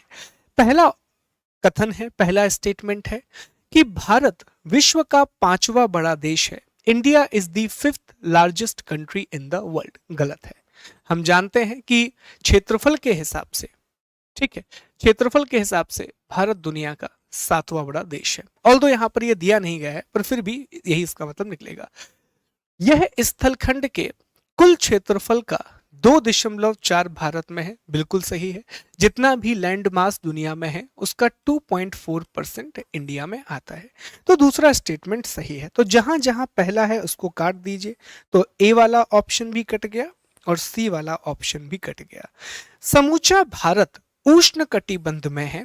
जो पूरा का पूरा इंडिया है तो वो ट्रॉपिकल है। ये गलत है दोस्तों, ठीक है। अब आपको याद होगा हमने आपको अक्षांश रेखाएं बताई थी और वहां हमने आपको बताया था कि कर्क रेखा और मकर रेखा के बीच का जो इलाका है वो ट्रॉपिकल कहलाता है और इसके बाद जो इलाका है वो टेम्परेट जोन कहलाता है। अब भारत से ट्रॉपिकल कर्क रेखा होकर के जाती है जो भारत को ऑलमोस्ट 2 भागों में बांटती है। ऑलमोस्ट आप देखें तो भारत के आधे हिस्से में तो आपको ट्रॉपिकल या मैक्सिमम हिस्से में ट्रॉपिकल देखने मिलेगा, पर जैसे जैसे आप ऊपर जाते जाओगे तो उपोष्ण कटिबंध भी देखने के लिए मिलेगा, तो सब ट्रॉपिकल जोन भी देखने के लिए मिलेगा। तो ये जो तीसरा स्टेटमेंट है कि ये भी गलत हो जाएगा। तो ये वाला ऑप्शन भी गया, तो बचा क्या? बचा 2 और 4, तो ऑप्शन डी होगा। लेकिन फिर भी पढ़ लेते हैं। 82.5 डिग्री का पूर्वी देशांतर भारत की मानक समय रेखा है। बिल्कुल सही है। 82.5 डिग्री का जो लॉन्गिट्यूड है वो इंडिया की स्टैंडर्ड टाइमलाइन है। तो ये जवाब सही होगा, ठीक है। तो इसका जवाब है डी। तो जब भी स्टेटमेंट वाले क्वेश्चन आते हैं इसमें एक तो कंसेप्ट क्लियर होने चाहिए और साथ ही साथ में आप एलिमिनेशन मेथड का सहारा भी ले सकते हैं और जो जो चीजें गलत होती जाएं उन स्टेटमेंट को नीचे ऑप्शन से अलग करते जाइए, ठीक है। अगला प्रश्न ये रहा आपके सामने। अगला प्रश्न है कि निम्न नगरों में से कहां से भारत के समुद्र तल को मापा जाता है? इंडिया के वाटर ओशन लेवल को मापा जाता है। नहीं, ये प्रश्न दूसरा है। निम्न नगरों में से समुद्र तल में किसकी ऊंचाई अधिकतम है? तो इसका सही जवाब है दोस्तों ए। इंपॉर्टेंट नहीं है प्रश्न, देख लीजिएगा बाद में। असम कुल मिलाकर कितने राज्यों और केंद्र शासित प्रदेशों से घिरा हुआ है? हमने तब भी आपको पढ़ाया था, पर एक बार फिर से ये टॉपिक हम पढ़ा देते हैं। अब उस साइड कोई केंद्र शासित प्रदेश तो है नहीं, मतलब पूरे राज्य ही होंगे। तो कौन कौन से राज्य हैं जो असम से घिरे हुए हैं? देखिए साहब, ये असम का इलाका है। तो सबसे पहले यहाँ आपको वेस्ट बंगाल दिखाई देगा। आगे बढ़ेंगे अरुणाचल प्रदेश, फिर नागालैंड, फिर मणिपुर, मणिपुर के बाद मिजोरम, मिजोरम के बाद त्रिपुरा और त्रिपुरा के बाद मेघालय। तो 7 राज्यों की सीमाएं और अंतरराष्ट्रीय सीमा भी 2 देशों के साथ लग रही है असम की। ऊपर भूटान दिखाई देगा और यहाँ बांग्लादेश दिखाई देगा। तो ये भी हमने मैपिंग करते हुए पढ़ा था। तो 7 राज्यों की जो सीमा है वो असम से जुड़ती है। अब आपको याद आ रहा होगा कि उस लेक्चर में मैं बार बार आपसे कह रहा था कि देखो ये लेक्चर थोड़ा सा बोरिंग है लेकिन ध्यान से पढ़ो, क्योंकि प्रीवियस ईयर में बहुत सारे क्वेश्चन यहीं से पूछे जाते हैं।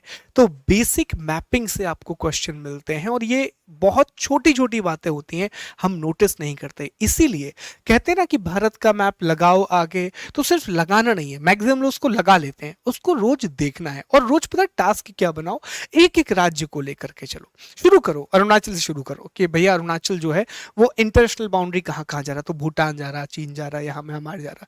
फिर भारत में कहां कहां पर बाउंड्री है, जो उसकी कैपिटल है ईटानगर वो किस साइड स्थित है। ऐसे कुछ प्रश्न करते जाओ, बेसिक बेसिक। जब ये प्रैक्टिस आप 200-300 दिन कर लोगे तो ऑब्वियसली बात है ना, चीजें इतनी रट जाएंगी कि जीवन में आप मैप नहीं भूलोगे और डेली लाइफ में भी ये चीजें बहुत काम में आती हैं दोस्तों, ठीक है। चलिए आगे बढ़ते हैं अगले प्रश्न की ओर। अगला प्रश्न है कि भारत के निम्नलिखित केंद्र शासित प्रदेशों में से कौन क्षेत्रफल में सबसे बड़ा है? एरिया किसका सबसे ज्यादा बड़ा है? तो अभी इसमें से पूछा है, जो ऑप्शन दिए गए हैं, तो सही जवाब होगा अंडमान और निकोबार। और ओवरऑल किसका बड़ा है, तो ओवरऑल लद्दाख सबसे बड़ी यूनियन टेरिटरी है। लेकिन अभी जितने ऑप्शन दिए हैं उसमें अंडमान एवं निकोबार। ठीक है, आगे बढ़ते हैं।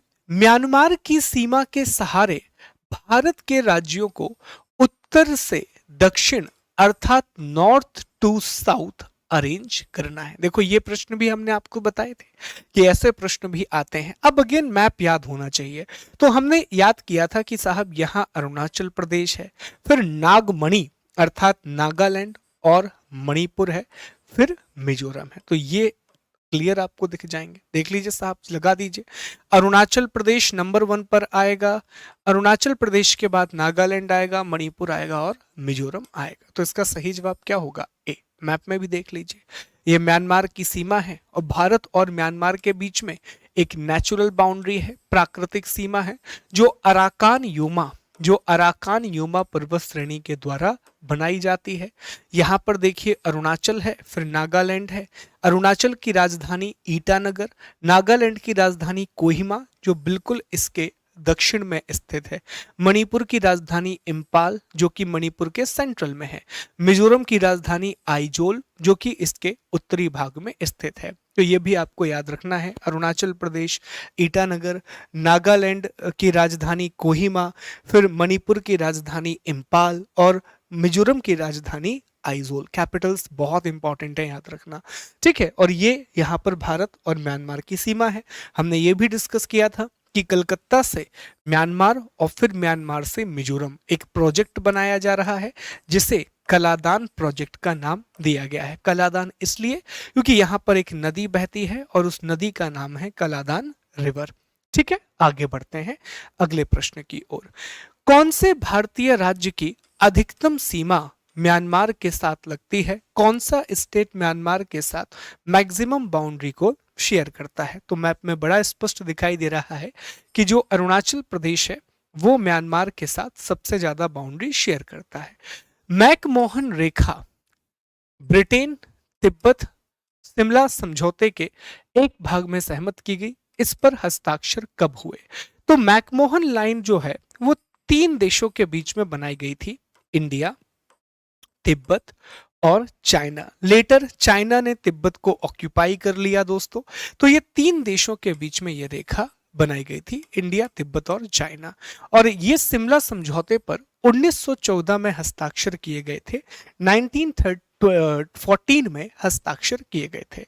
और भारत और चीन के बीच में जो बाउंड्री है वो मैकमोहन रेखा के नाम से या मैकमोहन लाइन के रूप में जानी जाती है। ठीक है, अगले प्रश्न की ओर आगे बढ़े। निम्नलिखित कथनों पर विचार कीजिए, विचार करिएगा आप लोग अभी, और सही कथनों को चुनना है, करेक्ट स्टेटमेंट को चुनना है। ये सबसे पहला पार्ट होता है क्वेश्चन का। जितने लोग तैयारी कर रहे हैं वो भी ये गलतियां करते हैं दोस्तों, और जितने लोग फ्रेशर हैं ध्यान रखो इन चीजों का कि जब क्वेश्चन पढ़ते हो तो ये सबसे बेसिक चीजें होती हैं जिनका ख्याल आपको रखना चाहिए। सही कथन, करेक्ट स्टेटमेंट चुनना है आपको। ठीक है, चलिए चुनते हैं, विचार करते हैं कथनों पर। पूरा मैप बेस्ड क्वेश्चन बनाया नहीं है, प्रीवियस ईयर क्वेश्चन है, एक भी प्रश्न मैंने नहीं बनाया है, सारे previous year question. Assam Bhutan और बांग्लादेश की सीमा से लगा हुआ है। अभी हमने असम का मैप देखा था। असम का जो उत्तरी इलाका है वो भूटान से लगा हुआ है, और असम की बाउंड्री 2 बार, क्योंकि इस तरीके से है ना असम, ये हो गया, फिर ये, और बीच में मेघालय आ जाता है, और यहां बांग्लादेश दिखाई देगा, और ऊपर वाले इलाके में भूटान दिखाई देगा। ठीक है, तो ये बात तो सच है कि असम की सीमा भूटान से भी लगती है और बांग्लादेश से भी लगती है, मतलब पहला स्टेटमेंट करेक्ट। तो जहां जहां पहला है मतलब ये सी तो हो गया एलिमिनेट। अब इसके आंसर ए, बी या डी में से हो सकते हैं। पश्चिम बंगाल भूटान और नेपाल की सीमा से लगा हुआ है। देखते हैं साहब, देखो इस वाले मैप में ध्यान से देखो, तो मैंने हमेशा से कहा कि पश्चिम बंगाल का मैप याद रखो, क्योंकि ऊपर पश्चिम बंगाल का मैप कुछ इस तरीके का है, देखो ध्यान से। और यहीं पर आप देखोगे कि पश्चिम बंगाल बांग्लादेश से तो लगता है, पर यहां भूटान और नेपाल के साथ भी बाउंड्री शेयर कर रहा है। इसीलिए इस मैप को ध्यान से देखने को हमने आपसे कहा था कि पश्चिम बंगाल का ये इलाका है, यहाँ पर सिलीगुड़ी कॉरिडोर है जो लगभग 22 किलोमीटर चौड़ा इलाका है और वो पूरे नॉर्थ ईस्ट को कनेक्ट करता है दोस्तों। ठीक है, तो ये स्टेटमेंट भी बिल्कुल सही है। देख लीजिए यहाँ पर 2 यहाँ पर भी दिया है, मतलब ये तो गलत हो गया। ठीक है, अब 2 ही ऑप्शन हो सकते हैं कि या तो 1 और 2 सही होगा या 1, 2 और 3 सही होंगे। मिजोरम बांग्लादेश तथा म्यांमार की सीमा से लगा हुआ है, बिल्कुल लगा हुआ है। म्यांमार से कैसे लगा हुआ है, तो ये हम जानते हैं कि म्यांमार के साथ ही भारत एक प्रोजेक्ट बना रहा है जिसे कलादान प्रोजेक्ट। फिर म्यांमार से ये पूरा सामान मिजोरम जाएगा और बांग्लादेश के साथ आप देखिए तो यहाँ ये मिजोरम है और ये बांग्लादेश का इलाका है और ये म्यांमार का इलाका है। तो डेफिनेटली सी बात है कि दोनों राज्यों के साथ लगा हुआ है, तो ये स्टेटमेंट भी सही है। तो जवाब क्या होगा, ए। 1, 2 और 3 तीनों कथन सही हैं। अब मुझे बताइए इंपॉर्टेंट है या नहीं, इसीलिए मैप इज मस्ट। हर दिन टॉपिक को देखिए। ठीक है, मैं कुछ चीजें आपको बताता हूं जो हर दिन आप पढ़ सकते हैं। मैप हो गया, फिर बेसिक फैक्ट, जैसे हिस्ट्री में हमेशा मैं कहता हूं जो भी हमारा प्लस पे कोर्स चल रहा है, तो बार बार मैंने यही बात कही कि गवर्नर जनरल को हर दिन पढ़ो। एक गवर्नर जनरल एक दिन में पढ़ो तो आप 2-3 बार उनको रिवाइज कर लोगे और सीधे के सीधे प्रश्न उठ करके आते हैं गवर्नर जनरल वाले टॉपिक से। तो हर दिन कुछ कुछ चीजों को बना लो कि ये फैक्ट तो हमको रेगुलर बेसिस पर रिवाइज करना ही है। ठीक है, आगे बढ़ते हैं अगले प्रश्न की ओर। निम्नलिखित में से भारत के किस राज्य की सीमा म्यांमार से नहीं लगती है? अब हमें याद है कि किसकी लगती है, आंध्र प्रदेश की लगती है, नागमणि, नागालैंड, मणिपुर और मिजोरम। ठीक है, तो इनके अलावा देख लो कौन है, असम। आंसर क्या हो जाएगा, असम की सीमा नहीं लगती है। असम की बाउंड्री भूटान से लगती है, बांग्लादेश से लगती है, ये बात हमने अभी अभी देखी, और 7 राज्यों के साथ शेयर होती है असम की बाउंड्री। ठीक है, चलिए देख लीजिए यहाँ पर क्लियर है। तो असम की बाउंड्री किसी भी तरीके से म्यांमार के साथ शेयर नहीं हो रही है, वो भूटान और बांग्लादेश के साथ ही शेयर हो रही है। ओके, आगे बढ़ते हैं अगले प्रश्न की ओर। निम्न में से किस राज्य की सीमा बांग्लादेश से नहीं मिलती है? हम जानते हैं कि भारत सबसे ज्यादा अपनी अंतरराष्ट्रीय सीमा बांग्लादेश के साथ साझा करता है, बांग्लादेश के साथ शेयर करता है। तो कौन सा राज्य है जो बांग्लादेश से नहीं जुड़ता? देखो, मेघालय तो जुड़ता है, अभी हमने बताया कि यहाँ असम है, यहाँ मेघालय है। त्रिपुरा भी जुड़ता है, हम जानते हैं कि त्रिपुरा 3 ओर से बांग्लादेश से घिरा हुआ है और त्रिपुरा और बांग्लादेश के बीच में 0 लाइन बनाई गई है। मिजोरम भी जुड़ता है, ये भी हमने अभी अभी देखा, लेकिन मणिपुर नहीं जुड़ता है बांग्लादेश के साथ। ठीक है, मणिपुर थोड़ा इस साइड है दोस्तों, यहाँ पर बीच में असम त्रिपुरा आ जाते हैं और यहाँ मिजोरम आ जाता है। ठीक है, तो मणिपुर नहीं लगेगा, ये भी आप देख लीजिए कि मणिपुर यहाँ पर है, इम्फाल राजधानी है, और ये देखिए मिजोरम, तो ये तो जुड़ रहा है, त्रिपुरा ये भी जुड़ रहा है, मेघालय, असम, वेस्ट बंगाल, तो ये क्लियरली आपको दिखाई देंगे। ठीक है, आगे आते हैं अगले प्रश्न की ओर। बांग्लादेश की सीमा से लगे भारत के राज्य कौन कौन से हैं? इंडिया के उन स्टेट का नाम जो बांग्लादेश के साथ अपनी बाउंड्री बनाते हैं। तो हमने बहुत अच्छे डिस्कस किया था कि वेस्ट बंगाल सबसे बड़ी बाउंड्री बनाता है, इतनी लंबी सी बाउंड्री बनाता है। वेस्ट बंगाल के बाद असम, 2 जगह बाउंड्री बन जा रही है। असम के बाद मेघालय है, मेघालय के बाद त्रिपुरा है, त्रिपुरा के बाद मिजोरम है दोस्तों। तो ये 5 राज्य हैं जो यहाँ दिखाई देंगे। पश्चिम बंगाल, अब यहाँ असम आ गया तो ये आंसर तो नहीं होगा। यहाँ सिक्किम आ गया, ये आंसर भी नहीं होगा। असम आ गया तो आंसर नहीं होगा। फिर यहाँ सॉरी, माफ कीजिए, आई एम रियली सॉरी, यहाँ सिक्किम आ गया तो ये आंसर नहीं हो सकता।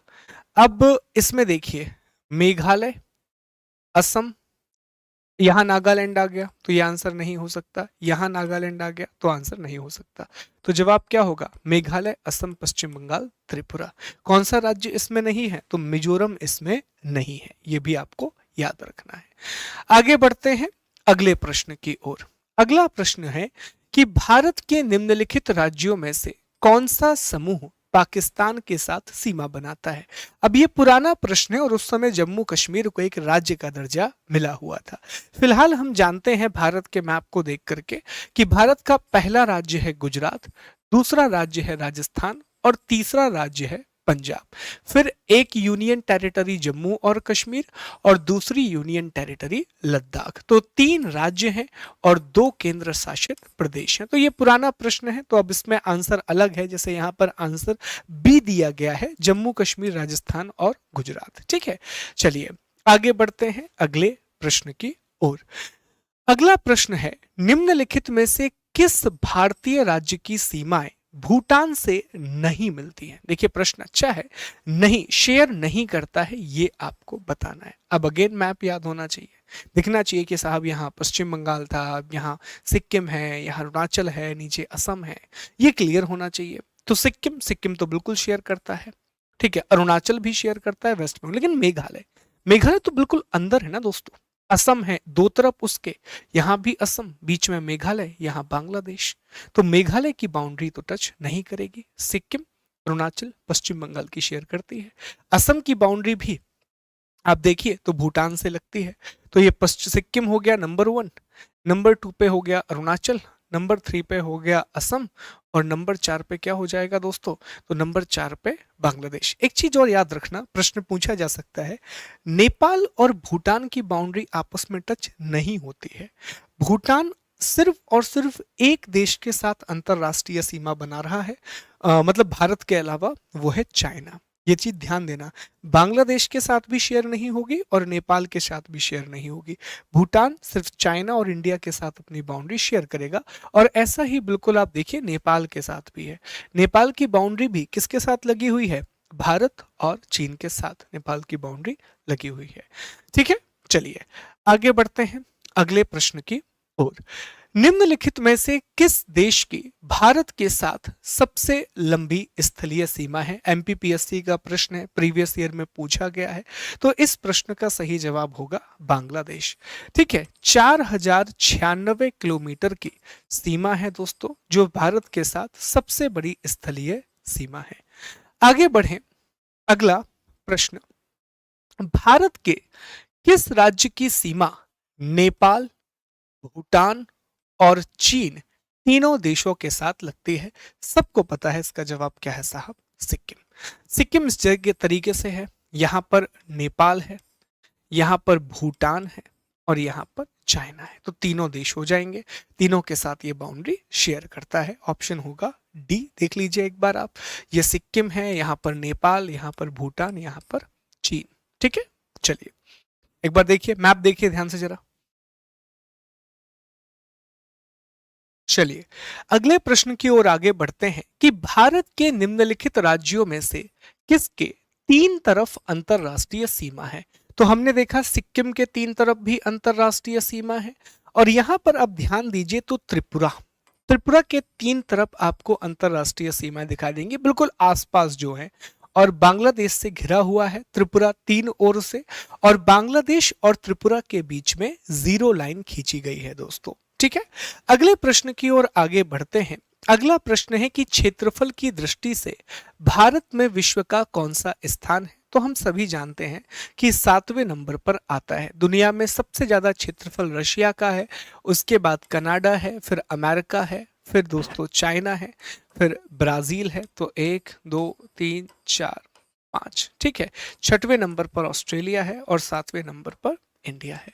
तो ये पूरे 7 राज्य हैं। सबसे छोटा कौन है? तो वेटिकन सिटी सबसे छोटा है, फिर मोनाको है, ये दोनों यूरोप में आते हैं। इसके बाद नौरू है जो कि पैसिफिक ओशियन, प्रशांत महासागर में आता है। इन सबको मैप में देख लिया करो, एटलस जरूर रखा करो हमेशा अपने पास। ठीक है, चलिए आगे बढ़ते हैं। अगला जो प्रश्न है दोस्तों, भारत के प्रादेशिक जल क्षेत्र का विस्तार है, इंडिया के टेरिटोरियल वाटर का एक्सटेंट कहां तक है? प्रादेशिक जल। अब याद कीजिए, हमने पढ़ा था कि 1982 में, 1892 में यूनाइटेड नेशन ने एक समझौता करवाया जिसे अनक्लॉज के नाम से जाना जाता है, United Nation Convention on the Law of the Sea. और इसने पूरे पानी को 5 भागों में बांटा था। एक था दोस्तों इंटरनल वाटर, फिर एक था टेरिटोरियल वाटर, एक था कंटिजियस वाटर, एक था फिर एक्सक्लूसिव इकोनॉमिक जोन, और एक हमने डिस्कस किया था हाई सीज। अब इसी के हिसाब से हमने देखा था कि बेस लाइन के अंदर जितना भी होगा, आधार रेखा के अंदर जितना भी होगा, वो इंटरनल वाटर कहलाएगा, और आधार रेखा से 12 नॉटिकल मील तक जो होगा वो टेरेस्ट्रियल वाटर कहलाएगा, 24 नॉटिकल मील होगा वो कंटेजियस वाटर कहलाएगा, और 200 नॉटिकल मील तक एक्सक्लूसिव इकोनॉमिक जोन कहलाएगा। तो सही जवाब क्या होगा? तट रेखा से 12 समुद्री मील तक, सी इसका सही जवाब होगा। याद करो, ये इंटरनल वाटर है, ये टेरिटोरियल वाटर या टेरिटोरियल सी है, कंटिजियस जोन है, और ये एक्सक्लूसिव इकोनॉमिक जोन है दोस्तों। और उसके बाद हाई सी, हमने ये भी डिस्कस किया था कि देखो मतलब इंटरनल वाटर से जो 12 नॉटिकल मील है वो नेशनल एयर स्पेस कहलाता है, और इसके बाद इंटरनेशनल एयर स्पेस शुरू हो जाता है। ठीक है, चलिए आगे बढ़ते हैं अगले प्रश्न की ओर। भारत में तटीय राज्यों की संख्या कितनी है? What is the number of coastal state in India? तो अभी हमने डिस्कस किया था कि भारत में इनकी संख्या 9 है। सबसे ज्यादा तटरेखा गुजरात की है, सबसे कम तटरेखा गोवा की है। अगले प्रश्न पर आते हैं। क्षेत्रफल की दृष्टि से देश के 4 बड़े राज्यों का सही क्रम क्या है? तो हमने ये भी अभी अभी डिस्कस किया था कि साहब सबसे बड़ा राज्य राजस्थान है, फिर उसके बाद मध्य प्रदेश है, फिर उसके बाद महाराष्ट्र है, और फिर यूपी है। जनसंख्या में सबसे ज्यादा यूपी है, और सबसे छोटा कौन है जनसंख्या में? तो सिक्किम सबसे छोटा है। ठीक है, ये पॉइंट याद रखना है। क्षेत्रफल में सबसे बड़ा राजस्थान है, लेकिन सबसे छोटे राज्य की बात की जाए तो वो गोवा है। ओके, आगे बढ़ते हैं। आदम का पुल निम्न में से किन दो देशों के बीच में है? एडम्स पुल, एडम्स ब्रिज किन दो देशों के बीच में है? तो इसका सही जवाब होगा भारत और श्रीलंका के बीच में है। ठीक है, इंडिया और श्रीलंका के बीच में एडम्स ब्रिज स्थित है, राम सेतु के नाम से जाना जाता है। भारत का एक द्वीप है पंबन द्वीप, वहां पर एक जगह है धनुषकोटी, वहां से ये शुरू होता है। श्रीलंका यहाँ पर है, और तिलैया मन्नार करके एक जगह है, वहां पर ये कनेक्ट होता है। चलिए आगे बढ़ते हैं अगले प्रश्न की ओर। अगला प्रश्न है, निम्न में से कौन सा द्वीप भारत और श्रीलंका के बीच में है? तो बहुत सारे द्वीप हैं, पर यहाँ पर आपका जवाब होगा रामेश्वरम। एक कच्चा तीवू आइलैंड भी है जिसको लेकर के भारत में विवाद बना रहता है, भारत और श्रीलंका के बीच में कच्चा तीवू आइलैंड को लेकर के। यहाँ जवाब होगा रामेश्वरम द्वीप, पंबन आइलैंड पर ही रामेश्वरम है। ठीक है, अगला जो प्रश्न है, सर्वप्रथम इंडिया शब्द का इस्तेमाल किसके द्वारा किया गया था? तो हमने भारत के नामकरण की चर्चा की थी, हमने इंडिया के नॉमनक्लेचर को डिस्कस किया था। वहां हमने देखा था कि जो नाम है इंडिया, ये बेसिकली हमें यूनानियों ने दिया था, अर्थात ये नाम हमें ग्रीक से द्वारा मिला। ग्रीक ने सिंधु नदी को इंडस पुकारा, और इंडस से इंडिया नाम निकल करके आया। वही जो नाम है दोस्तों भारत, ये इसकी दो अलग अलग कहानियां हैं। बस एक बात तो पता है कि ये वैदिक सभ्यता से आया हुआ नाम है। दो अलग अलग बातें हैं। वायु पुराण में लिखा हुआ है कि ये नाम दुष्यंत के पुत्र भरत से आया है, राजा दुष्यंत के पुत्र। और दूसरी कहानी यह है कि भरत नाम का एक कबीला था, और उसी कबीले के नाम पर भारत नाम पड़ा है, और यही भारत के दो ऑफिशियल नाम हैं दोस्तों। ठीक है, उसके अलावा जम्मू द्वीप नाम का उल्लेख भी किया गया है, पूरे एशिया महाद्वीप के लिए जम्मू। चलिए दोस्तों अगले प्रश्न की ओर आगे बढ़ते हैं। अगला प्रश्न बहुत अच्छा प्रश्न है कि नवंबर 2000 में देश में 3 नए राज्य बनाए गए। इन 3 नए राज्यों का क्रम आपको बताना है इनकी तिथियों के हिसाब से। अब देखा जाए दोस्तों तो ये जो प्रश्न है ये इंडियन पॉलिटी का क्वेश्चन है, और इंडियन पॉलिटी में पहला अध्याय है भारत के राज्य। लेकिन चूंकि हमने ज्योग्राफी में भी भारत के राज्यों की चर्चा की थी, तो ये प्रश्न यहाँ पर आ गया। अब यहाँ पर थोड़ा सा एलिमिनेशन मेथड का और कॉमन सेंस का सहारा लेते हैं। देखो एमपी में जितने लोग हैं वो सभी लोग जानते हैं मध्य प्रदेश के बारे में, कि मध्य प्रदेश में जब छत्तीसगढ़ को, तो सन 2000 में 3 राज्य बनाए गए थे मध्य प्रदेश से अलग करके छत्तीसगढ़ को, और ये 1 नवंबर 2000 को हुआ था। ये एक बेसिक इंफॉर्मेशन है। जो सभी को पता है। यूपी से उत्तराखंड को अलग किया गया और बिहार से झारखंड को अलग किया गया। तो यहां पर ये देखो कि छत्तीसगढ़ में यहां दिया गया है 15 नवंबर, मतलब ये वाला ऑप्शन तो गलत है। छत्तीसगढ़ यहां पर भी 15 नवंबर, मतलब ये ऑप्शन गलत है। लेकिन बी और सी दोनों में ही 1 नवंबर दिया गया है। छत्तीसगढ़ यहां भी 1 नवंबर, यहां भी 1 नवंबर। यहां उत्तराखंड 15 नवंबर, यहां उत्तराखंड 9 नवंबर, यहां झारखंड 15 नवंबर और यहां झारखंड 15 नवंबर। तो एक साथ तो नहीं हुआ था एक ही दिन में, तो दो यहां पर एक जैसे हैं, तो ये भी गलत हो जाएगा। और सही जवाब क्या होगा? सी, कि छत्तीसगढ़ को मध्य प्रदेश से 1 नवंबर 2000 में अलग करके बनाया गया। उत्तराखंड 9 नवंबर 2000 को बना और झारखंड जो है वो 15 नवंबर 2000 को बना। तो एक कॉमन सेंस भी कई बार हमें प्रश्नों में लगाना होता है। चलिए आगे बढ़ते हैं अगले प्रश्न की ओर। मरकत द्वीप के नाम से किसे जाना जाता है? तो हमने पढ़ा था दोस्तों कि अंडमान और निकोबार द्वीप को मरकत द्वीप के नाम से जाना जाता था, और वहीं जो इंडियन ओशियन है, हिंद महासागर है, इसे रत्नाकर के नाम से जाना जाता था। ठीक है, ये वाला पॉइंट हमने डिस्कस किया था।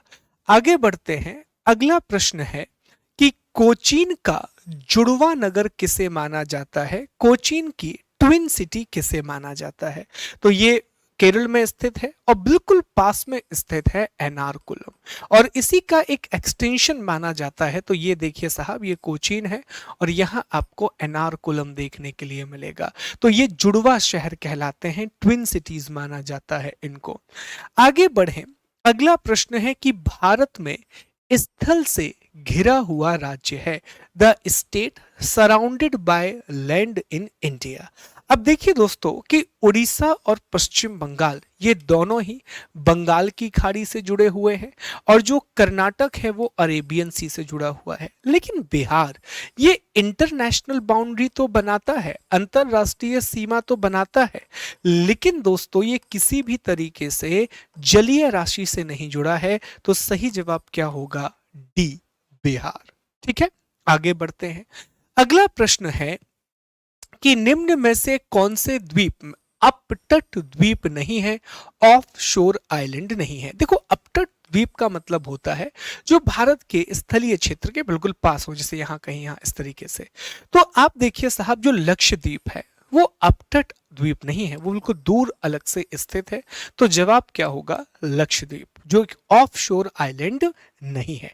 और हमने डिस्कस किया है कि लक्षद्वीप की राजधानी करावती है, और यहां पर लक्षद्वीप है, फिर मिनिकॉय है और फिर मालदीव है। आगे बढ़ते हैं। अगला प्रश्न है, पांडिचेरी केंद्र शासित प्रदेश कितने राज्यों में फैला हुआ है? One of the most important question. और कई बार मैंने आपसे कहा, जब हम भारत के राज्य पढ़ रहे थे तब भी हमने आपको बताया कि यार ये इंपॉर्टेंट है। हमने आपको अलग से अन्य तथ्य पढ़ाए, तब भी मैंने वहां पर एक अलग से डायग्राम बना के दिया था। तो याद करो दोस्तों कि ये 3 राज्यों में फैला हुआ है। यहां पर एक हिस्सा आंध्र प्रदेश में है, और आंध्र प्रदेश में जो हिस्सा है उसे यनम कहा जाता है।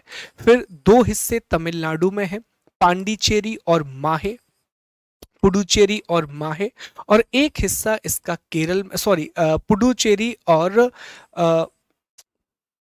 जस्ट अ मिनट, ठीक है, यहां माहे है। ये मैं एक नाम भूल रहा हूं इतना अच्छा, सॉरी, कराईकल, सॉरी कराईकल। ठीक है, तो पुडुचेरी और कराईकल तमिलनाडु में आते हैं।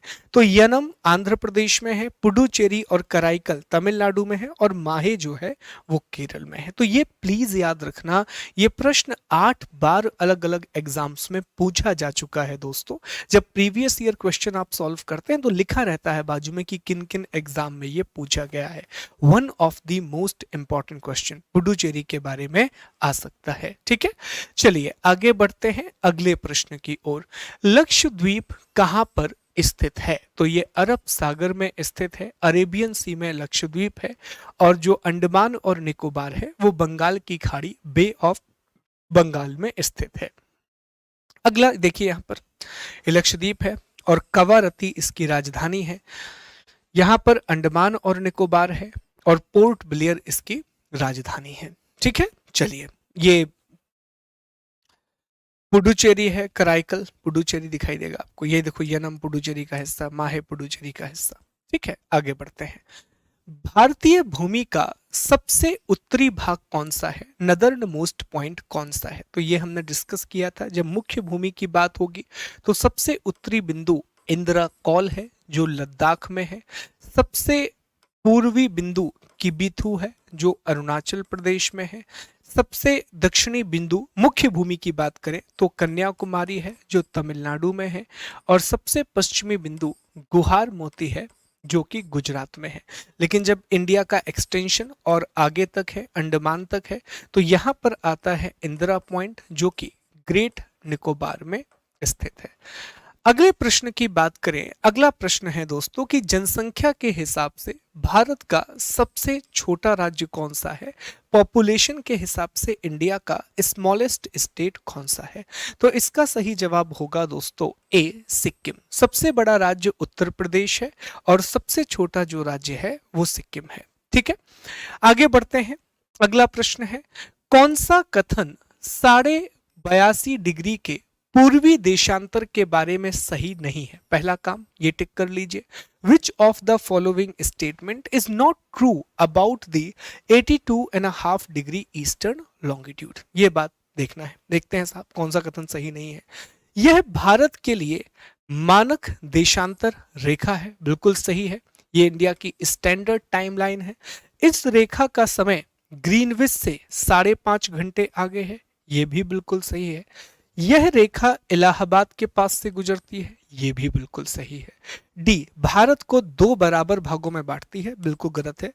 भारत का एक बहुत बड़ा हिस्सा इस साइड आता है, तो यह भारत को 2 बराबर भागों में डिवाइड नहीं करती है दोस्तों। आगे बढ़ते हैं अगले प्रश्न की ओर कि निम्न में से कौन सा देश भारतीय उपमहाद्वीप के अंतर्गत शामिल नहीं किया जाता? पहला लेक्चर याद करो, इंडियन सब कॉन्टिनेंट के बारे में हमने पढ़ा था कि इंडियन सब कॉन्टिनेंट में पाकिस्तान, इंडिया, नेपाल, बांग्लादेश और भूटान, ये 5 देश आते हैं।